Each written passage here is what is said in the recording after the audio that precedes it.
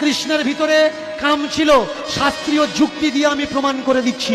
শুনুন, এই ভগবান শ্রীকৃষ্ণ যেদিন কংসের অনুরোধে তার ধনুর্যজ্ঞতে যায়, রাস্তায় কার সঙ্গে দেখা হয়?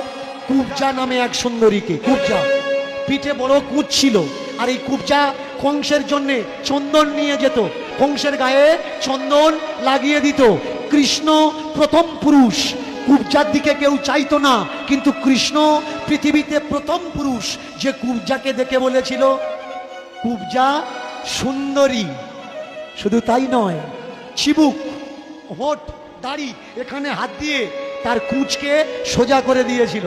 এই কুব্জা বলেছিল, ঠাকুর কোনোদিন আমার ঘরে তুমি এসো, আমার সেবা করার সুযোগ দাও।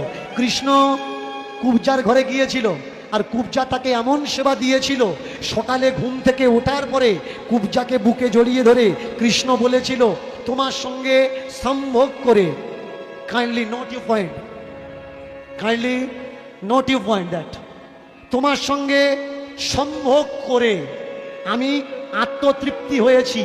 এর আগে কারোর সঙ্গে সম্ভোগ করে এমন আত্মতৃপ্তি আমি হইনি।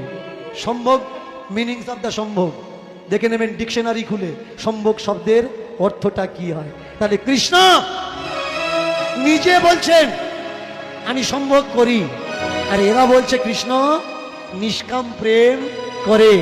তাই ময়ূরের পাখা মাথায় রাখে।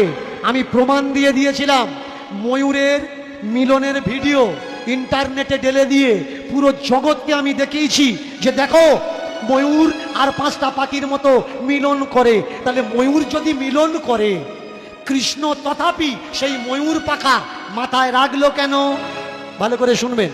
অনেক বড় বড় কীর্তনিয়ারা যারা বর্তমানে নাম করেছে, তারা বলে ময়ূর নিষ্কাম প্রেম করে, ময়ূরের বীর্য মুড়ির মতো আকাশে উড়ে যায়, ময়ূরী ধরে ধরে খায়, তারপরে গর্ব হয়।